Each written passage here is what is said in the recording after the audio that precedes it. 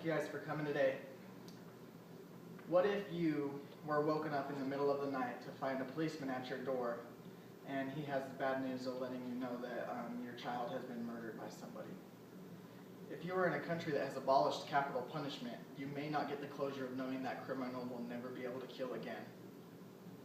Today we'll be discussing about capital punishment, and here's just a couple different aspects we're going to be going over today. Tax dollars and how we law-abiding citizens pay for prisoners. Capital punishment as a deterrence for other crimes. Safety and security of society. Prison overpopulation. Closure for victims' families. And whether or not capital punishment is inhumane or not. So, let's go ahead and look into this. Capital punishment is one of the most debated of all topics. Pretty much everybody's torn on whether or not capital punishment should be abolished and whether or not it should stay. Like many others, I feel as though it is a necessary sentence when crimes are super extreme and if it compromises public safety.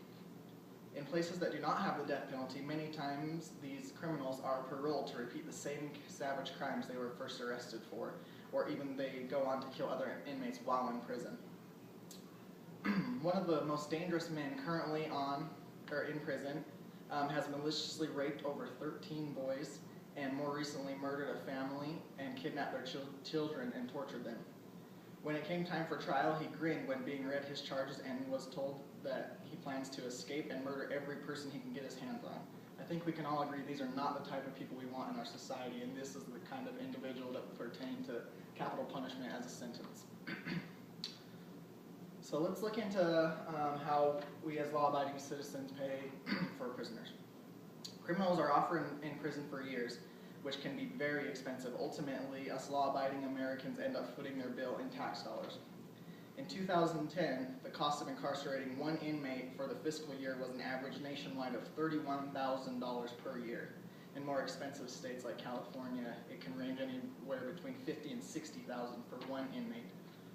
Ultimately, it cost $63.4 billion in 2010 to feed, clothe, and house these criminals.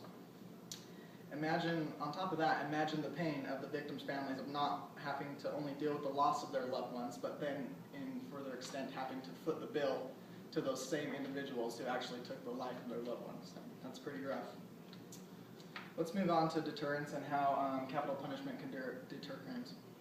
Statistics show that capital punishment is an effective deterrence for criminals contemplating severe crimes. According to roughly a dozen recent studies, executions save lives, actually. For each inmate put to death, the studies say 3 to 18 murders can be prevented. Even Ted Bundy, the infamous serial killer himself, admitted that he fears the death penalty itself, but does not actually fear life in prison. Looking on to safety and security in our society, capital punishment is necessary for safety and security of our society in extreme cases. Capital punishment is a 100% guarantee that the killer will not kill again, which means victims will never have to worry about the criminal escaping or murdering other inmates. Crime rates have actually drastically increased over the past 50 years, primarily in the United States. Just looking back into 1960, 8,500 murders were documented, along with 17,000 rapes. And fast forward 50 years into 2010, there were about 15,000 murders and 85,000 rapes. People are committing more crimes than ever before, and the world is becoming a scarier place to live in, which is why the death penalty is necessary for the safety and security of our society in these extreme cases. Moving on to overpopulation in our prisons. Prisons in the U.S. are extremely overpopulated. Many of these criminals are criminals who are sentenced to life without parole. They tend to be murderers and rapists and keep continuing to commit these same crimes while in prison. Studies show that overpopulation in our prisons has negative effects on our prisoners. It also results in more crimes committed while in prison, and these also include more murders, rapes, and assaults than ever before, even in our very own prison system. Let's take a look at capital punishment and how it provides closure, or an extent of closure, for the victims' families. Victims and their families are often haunted for the rest of their lives by these events of experience of losing a loved one by the hands of someone else. All too often, the only type of closure they can receive is knowing that the victim's murderer will not be able to hurt any others, and justice is served when given the death penalty. People actually argue that capital punishment is inhumane, but it's actually come a long way, the death penalty, than years, even in our older times, like we often picture like the mass hangings or electric chairs like in movies.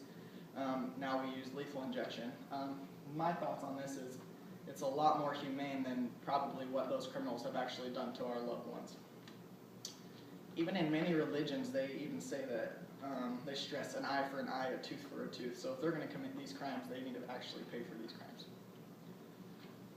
In conclusion, today in society, more murderers and rapes are being committed than ever before. These criminals do not fear life in prison. They have shelter, food, and clothing, and are often living better off than even homeless people in our own cities. When going through the death penalty procedures, criminals are allowed last meals and visiting rights with their loved ones. If only the victims of their actions were allowed these same privileges. Without the death penalty in place, the murder rates would skyrocket and people would not be afraid to commit these same crimes.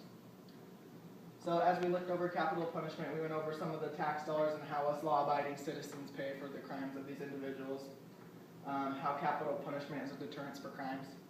We also looked at the safety and security of society, as well as the overpopulation in our prisons, and also how capital punishment allows a small part of closure for the victim's family and whether or not it is humane or not. So, thank you.